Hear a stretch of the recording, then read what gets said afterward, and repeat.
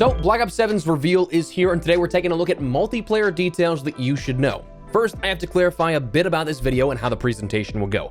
I did play Black Ops 7, but legally speaking, I'm not allowed to discuss specifics of that until post-multiplayer reveal. No clue if I'll be invited to that just yet or not, but also would prefer to dodge any legal trouble.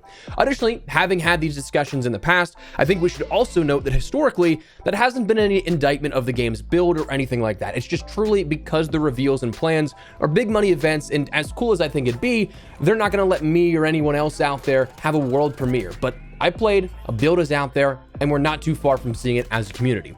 Additionally, today is all just information.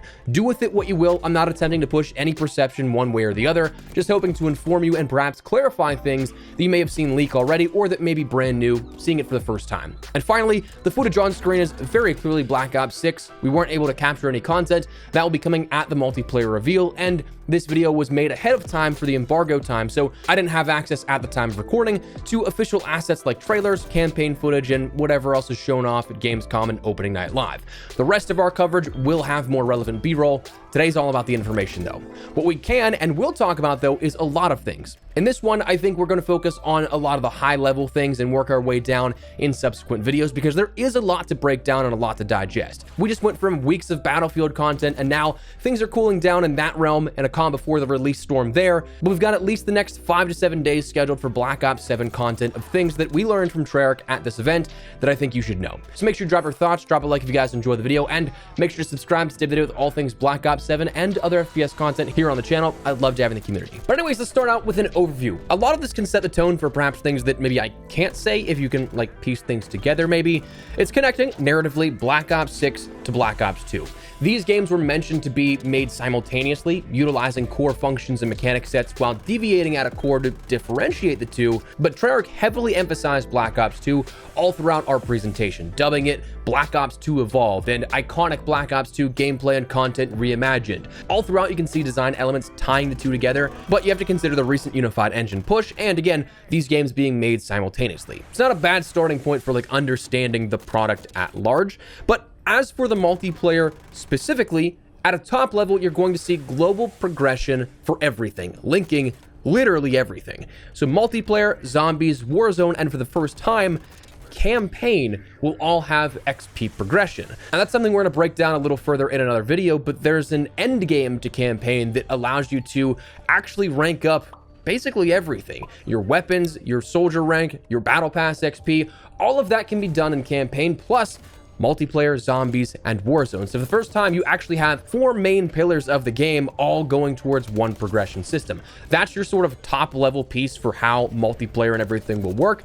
But as for your core systems, let's talk more foundational things now, going from top to bottom up. Omnimovement was mentioned to have next level Omnimovement, where you had a wall jump plus a combat roll to mitigate fall damage, which is not in core 6v6. We'll get to sort of modes in a second, but your 6v6 isn't going to have enough high of fall damages to need that combat roll to mitigate it. And you can also move while mounting. This returns from Vanguard here back in Black Ops 7. Those are new core mechanic sets, whereas everything else seems to be the same for what we know, kind of continuing on. There are combat updates where some of the core mechanics, such as tac sprint, that's out by default now. It will actually require a perk, but you're back to the standard sort of Black Ops Cold War running speed and what we've seen in the past. So tac sprint, nice to see, I think, out. I think it might be one of those things that when it was introduced, felt great, was nice, but now after 5 of the last 6 games, including it, I think a lot of people might be burnt out on it, and we're coming back to the other side of the pendulum where people are okay with and want it out. Additionally, you can double up on certain attributes like movement, recovery, sprint to fire, faster reloads, and things like that with perk and attachment combos. They stressed a bit in our briefing that things like reloads, you can now not only just get benefits from your attachments, but also your perks, and they'll compound on top of each other. So let's say an attachment shaves off a quarter second of a reload speed or something like that. If you have a perk as well, on top of that, it could shave off another quarter, so you have a half a second reload faster compared to a base weapon. One thing they mentioned that's going to be interesting with the types of different movement and mechanic sets out there is there's no aim down sight while sliding, diving, or wall jumping that you have to opt into with a perk. The loadout system got a slight tuning adjustment as well, where you firstly have a new system called Overclock. Simply put, think the customization from Advanced Warfare on things like streaks, but in a specialist from Black Ops 3 type of way where you only have two different options to work towards. I'm not saying that specialists are returning, but in that same sense where you can pick one or the other. The thing they detailed for us as these two options was active camo as a field upgrade, which, yes, it's a thing. Yes, I'm also a little concerned about that because from what they showed us in the briefing, it's a lot more camouflaging than Black Ops 3's version. But Overclock option 1 is a faster charge speed, whereas option 2 is the ability to recloak after firing. So whereas you'd burn the remaining time on cloak if you fired to reveal yourself, if you have this overclock option, it resumes until your still active timer completes. Like the timer's still counting down as you're shooting, but once you're done firing, it doesn't just negate the rest of that. Combat specialties returned, though changed a little bit here at this now, where we have 3 additional combat specialties, and the core is a bit different, now requiring only 2 matching perks of a category, but in the main 3 slots. So taking a perk greed, if it were to exist in this game, would not grant you 2 specialties if you had 2 perks of the same category and another 2 perks of the same category. It's only based off those first core 3 perks you have. The new specialties are Overwatch, Scout, and Captain, where Overwatch is a support and offensive hybrid where you earn assist score from certain kills for 10 seconds. Scout is an offensive and stealth hybrid where you're hidden from the minimap and compass when you get bullet kills. And Captain is a stealth support specialty that charges your field upgrade with stealth kills, though that wasn't elaborated on if it includes perks like a sort of ghost or ninja, if those exist, or if it's something like suppressor kills or something else. We have new perks coming along with Black Ops 7. Networked will share buffs with teammates. Looper allows you to loop your score streaks. That might be a crutch perk for me if I take something in like a perk greed or something.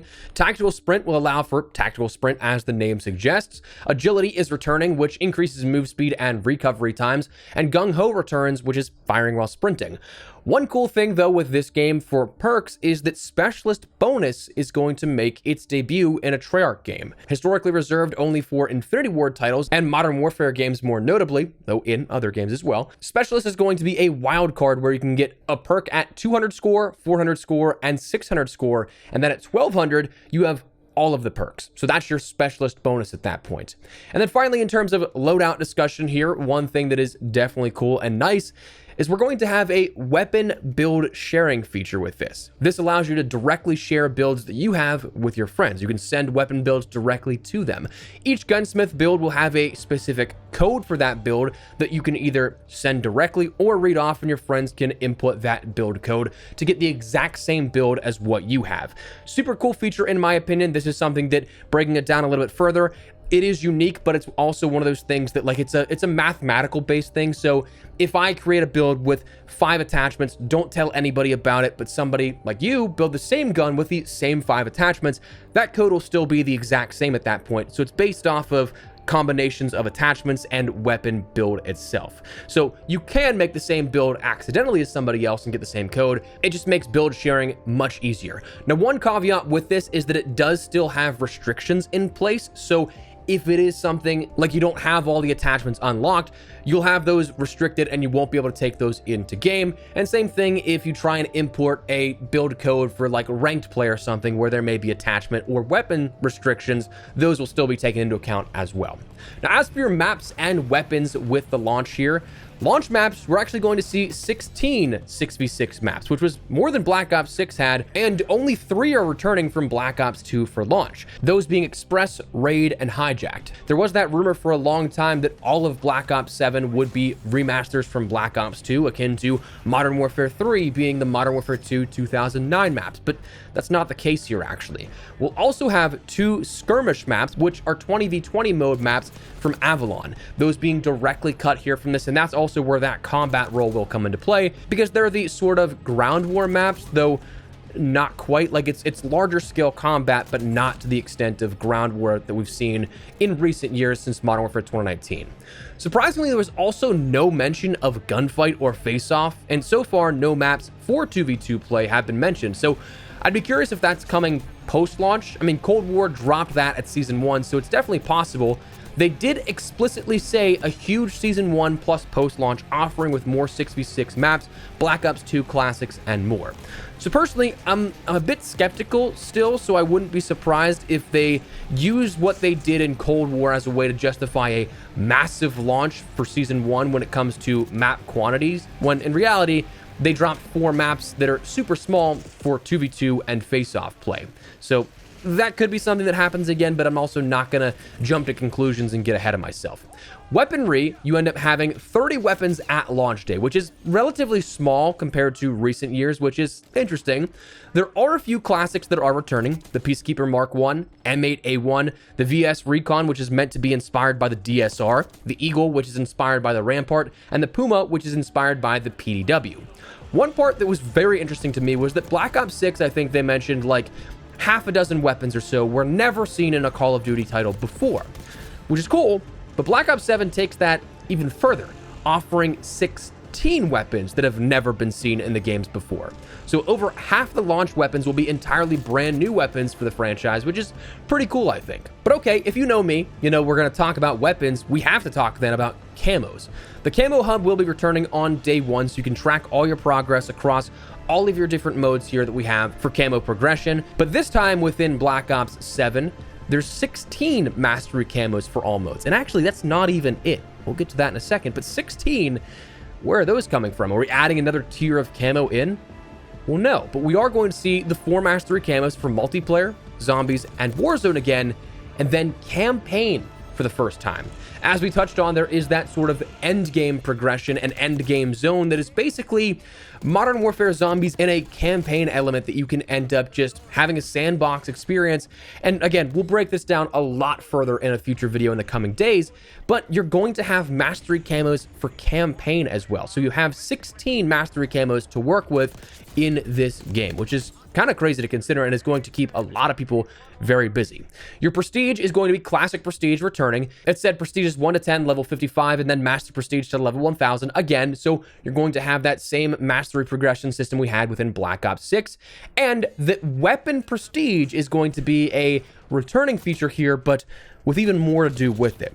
So this is something that for those that remember back in the day, you could prestige your weapon, it would relock everything, and you could go through the level grind again for a couple of different things. It depends on the game, but things like clan tag, etching, I think a kill counter was in there for one game or two. I think Black Ops 3 had that last. But for this, you're going to be able to level up weapons to their max level, prestige them, which relocks all of your attachments that you have to re-unlock again, except optics. Those will stay unlocked. Level it up again, prestige again, and then grind out to hitting max level and enter into weapon prestige master. So what this looks like, more readily available to describe, is first prestige after you max out your weapon level the first time.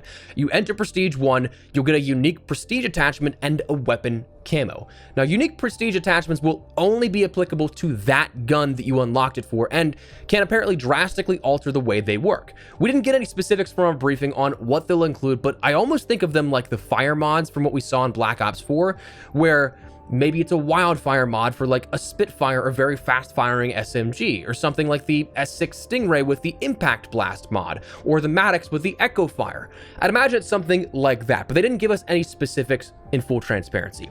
Second prestige, you'll end up getting a weapon charm and another weapon camo. And finally, at Prestige Master, once you enter into that sort of third prestige, ranking up the weapon to the max level once again, you will automatically go on to the Prestige Master grind for this, which will take, let's say, a weapon's max level is 38. You'll then automatically enter into 39, upwards of 250 is the max level.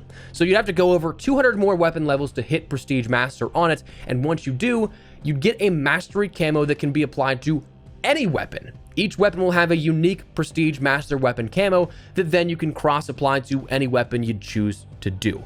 So that is something that is, I think, really cool and adds a lot of replayability to the weapon leveling grind.